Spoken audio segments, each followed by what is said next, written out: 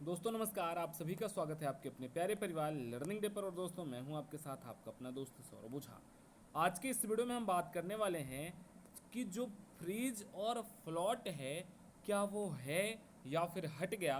क्योंकि दोस्तों मैं जब लाइव सेशन ले रहा था तो बहुत सारे बच्चों ने इसमें कमेंट किया था कि सर थोड़ा सा फ्रिज और फ्लॉट के बारे में बताइए, ये फ्रिज फ्लॉट है या फिर फ्रिज फ्लॉट हट गया। तो मैंने कहा कि ज़रूर मैं इस पर एक आपको 5 मिनट का वीडियो अवेलेबल करवाऊंगा। साथ ही साथ आप कितने कॉलेज फिल कर सकते हैं ये भी मैं आज आपको इसी वीडियो में बताने वाला हूं। तो दोस्तों आपसे रिक्वेस्ट है कि अगर आप पहली बार लर्निंग डे परिवार के इस यूट्यूब चैनल से जुड़ रहे हो तो चैनल को सब्सक्राइब जरूर कर लेना, क्योंकि आने वाली हर एक अपडेट, हर एक इन्फॉर्मेशन आप तक सबसे बढ़िया, सबसे सटीक और बिल्कुल लाजवाब तरीके से पहुंचती रहे। इसके लिए चैनल को सब्सक्राइब, बेल आइकन को ऑन और वीडियो को शेयर करके हमारे साथ टेलीग्राम, इंस्टाग्राम, व्हाट्सएप ग्रुप पर ज्वाइन होने के लिए नीचे डिस्क्रिप्शन में लिंक मिल जाएगी और कमेंट बॉक्स में भी आपको एक पूरी की पूरी लिंक व्हाट्सएप के, इंस्टाग्राम की और टेलीग्राम की पिन मिल जाएगी। वहाँ के थ्रू आप ज्वाइन होकर डायरेक्टली आप मेरे से जुड़ सकते हैं। ठीक है दोस्तों, तो आज ये बात कर लेते हैं सबसे पहला पॉइंट कि आपको कॉलेज कितने फिल करने हैं। क्योंकि बहुत सारे बच्चों की जिनकी रैंक मान लो 50,000 है, 55,000 है, उनको ये डाउट है कि सर मैं कॉलेज कितने फिल करूं जिससे मुझे कॉलेज मिल जाए। तो कुछ नहीं करना, अगर आपको ऑफिशियल प्रूफ चाहिए तो किसी की मत सुनना, जेकब की साइट पर चले जाना, वहीं पर से आप ये शेड्यूल डाउनलोड कर लेना। और इस शेड्यूल में सबसे पहले नंबर पर जो आपकी काउंसलिंग की डेट 12 तारीख से स्टार्ट हो रही है, 12 से 14 तक। अच्छा एक वीडियो और मैं 11 तारीख को शाम को 5 बजे, शाम को 6 बजे जब लाइव आऊँगा, 11 तारीख को शाम को 6 बजे, तो उस टाइम में बताऊंगा कि काउंसलिंग के टाइम पे आपको क्या क्या चीज़ें ध्यान रखनी है। तो सेशन में सभी साथी ज़रूर लाइव जुड़ेंगे। अच्छा यहाँ पर मैं आपसे बात कर रहा था कि कितने ऑप्शन आपको फिल करने हैं। तो यहाँ पर सबसे पहले वाले में ही आप देखोगे तो लिखा आपको मिल जाएगा first round choice filling for qualified candidate of UP state. और इसमें सीधे सीधे ये लिख दिया गया है अनलिमिटेड चॉइस में बी फिल्ड। अनलिमिटेड का मतलब होता है कि आप चाहे जितनी सीटें फिल करें। अगर मान लेता हूं मैं यूपी में 150 कॉलेज हैं और हर एक कॉलेज में 5 ब्रांचें हैं, मतलब आप चाहें तो हर एक कॉलेज की हर एक ब्रांच को फिल करके 750 सीटों तक भी भर सकते हैं। सर ये क्या कह रहा हो? बिल्कुल दोस्तों सही कह रहा हूं। इसमें सीधे सीधे नोटिस में यही कहा गया है कि आप चाहे जितना कॉलेज चाहें उतना कॉलेज फिल कर सकते हैं। तो मैंने तो सजेस्ट किया है सभी साथियों को लगभग 35 कॉलेज आप फिल कर देना।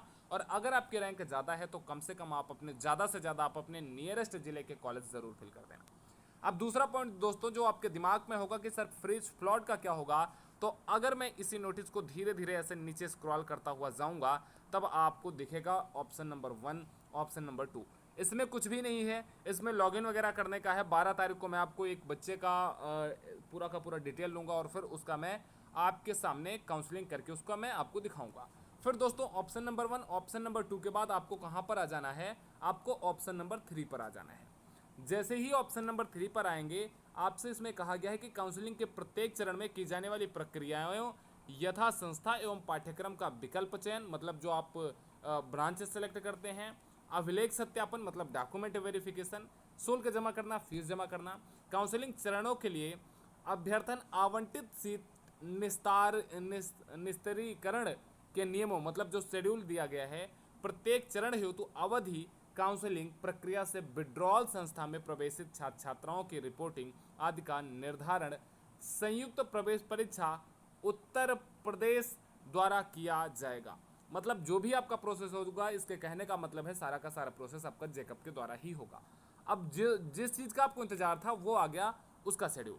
अब ऑप्शन नंबर 3 में जब आप ए पे जाएंगे तो यहाँ पर आपको सीधे सीधे फ्रिज मिल जाएगा। कह रहा कि अभ्यर्थियों को आवंटित सीट स्वतः फ्रीज हो जाएगी। मतलब मान लो मुझे गवर्नमेंट पॉलिटेक्निक प्रतापगढ़ का सिविल ब्रांच मिला है तो ये सिविल ब्रांच मेरे लिए ऑटोमेटिकली फ्रीज हो जाएगा। फ्रीज होने का मतलब ये सीट ऑटोमेटिक मुझे मिल जाएगी। बट ऐसा नहीं है कि मैं सीट नहीं चेंज कर सकता हूँ। पूरा का पूरा मैं आगे जब आपको बताऊंगा तो बहुत सारी चीज़ें आपको समझ में आ जाएंगी।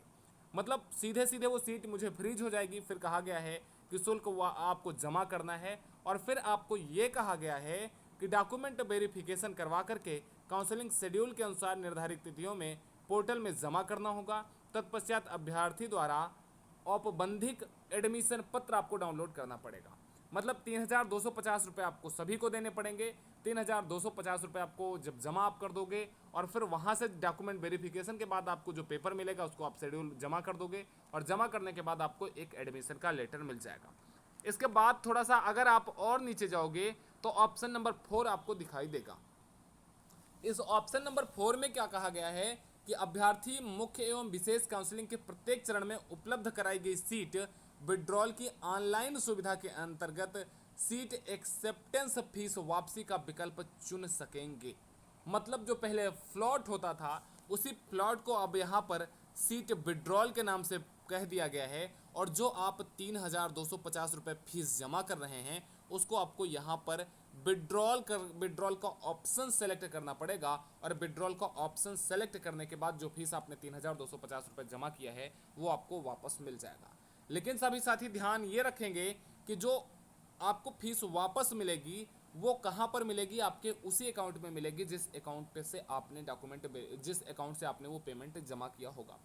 कह रहा कि उपलब्ध कराई गई सीट विड्रॉल की ऑनलाइन सुविधा के अंतर्गत सीट एक्सेप्टेंस फीस वापसी का विकल्प चुन सकेंगे। साथ ही ऐसे अभ्यर्थी जिन्होंने सीट एक्सेप्टेंस फीस जमा कर दी है परंतु उस चरण की निर्धारित तिथि तथा अभिलेख सत्यापित डॉक्यूमेंट वेरिफिकेशन नहीं कराए हैं का संस्था पाठ्यक्रम का आवंटन स्वतः निरस्त हो जाएगा तथा यह सीट अगले चरणों के लिए सीट मैट्रिक्स में जुड़ जाएगी तथा सीट एक्सेप्टेंस फीस वापस नहीं होगी। इसको हाईलाइट कर दिया गया है।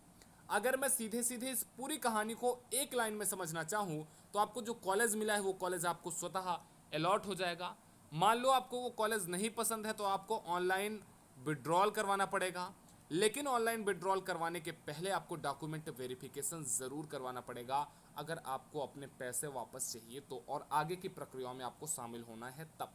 अगर आपने विड्रॉल का ऑप्शन जो शेड्यूल है उस शेड्यूल के अनुसार टाइम से नहीं सेलेक्ट किया है तो आप पूरे के पूरे काउंसलिंग प्रोसेस से पहली चीज़ बाहर हो जाएंगे। दूसरी चीज़, अगले राउंड की काउंसलिंग में आप नहीं बैठ पाएंगे। तीसरी चीज़, आपका वह सीट जो सीट आपको मिला था वह सीट भी आपकी चले जाएगी और पैसे भी आपके चले जाएंगे। बोर्ड ने इसको हाईलाइट कर दिया गया है कि सीट एक्सेप्टेंस फीस वापस नहीं होगी।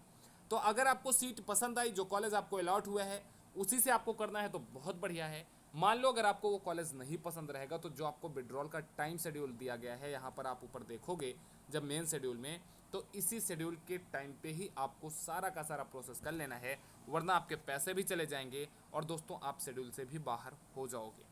यहाँ पर अगर मैं शेड्यूल बात करता हूँ तो कह रहा कि 12 से 14 तक आप क्या कर सकते हो, चॉइस फिल कर सकते हो।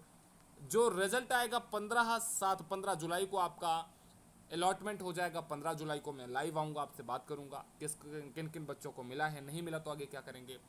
फिर 15 को आपको जब कॉलेज अलॉट हो जाएगा तो आपको क्या करना है, ऑनलाइन फीस डिपॉजिट करना है 3,250 रुपये काउंसलिंग फीस के साथ ही साथ। 16 तारीख से 19 तारीख तक आप फीस जमा कर पाएंगे। फिर डॉक्यूमेंट वेरिफिकेशन आपके जो डिस्ट्रिक्ट पे हेल्प सेंटर हैं वहाँ पर आप कब से कब तक 16 से 19 तक आप जमा कर पाएंगे, आप डॉक्यूमेंट वेरिफिकेशन करवा पाएंगे। लेकिन 17 जुलाई को आप नहीं जाएंगे, 17 जुलाई को हॉलीडे रहेगा और ये पूरा प्रोसेस शाम को 5 बजे तक ही होगा, ठीक है।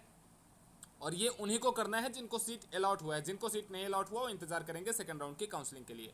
अब जो मैं बता रहा था आपको, फ्लॉट वाला ऑप्शन यहाँ शिफ्ट हो गया है ऑप्शन नंबर 6 पर।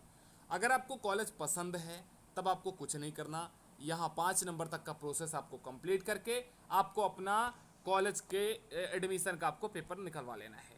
मान लो आपको कॉलेज नहीं पसंद है तो first round admitted seat withdrawal आप सिर्फ और सिर्फ 21 जुलाई को कर पाएंगे। अगर आपने 21 जुलाई को अपना विड्रॉल नहीं फिल किया तो पैसे भी आपके जाएंगे, सीट भी आपकी जाएगी और आप पॉलिटेक्निक के इस पूरे प्रक्रिया से ही बाहर हो जाएंगे, ठीक है।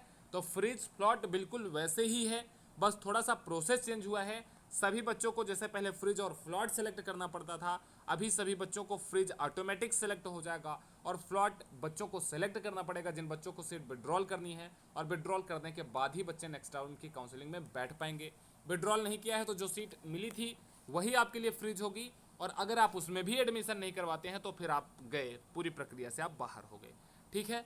तो उम्मीद है दोस्तों मैं आपको जो इन्फॉर्मेशन, जो डाउट आपका रहा होगा कि कितने कॉलेज फिल करने हैं, फ्रिज प्लॉट है या नहीं है, कब तक करना है, ये सारी चीज़ें मैंने आपको बता दिया।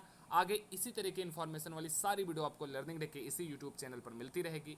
आप ज्वाइन कर सकते हैं इस चैनल को, और साथ ही साथ दोस्तों आप अपने दोस्तों को भी शेयर करके हमारे साथ रेगुलरिटी से ज़रूर जुड़ें। मैं आपको टाइम टाइम पर लाइव सेशन के माध्यम से बहुत सारी चीज़ें बताता रहता हूं।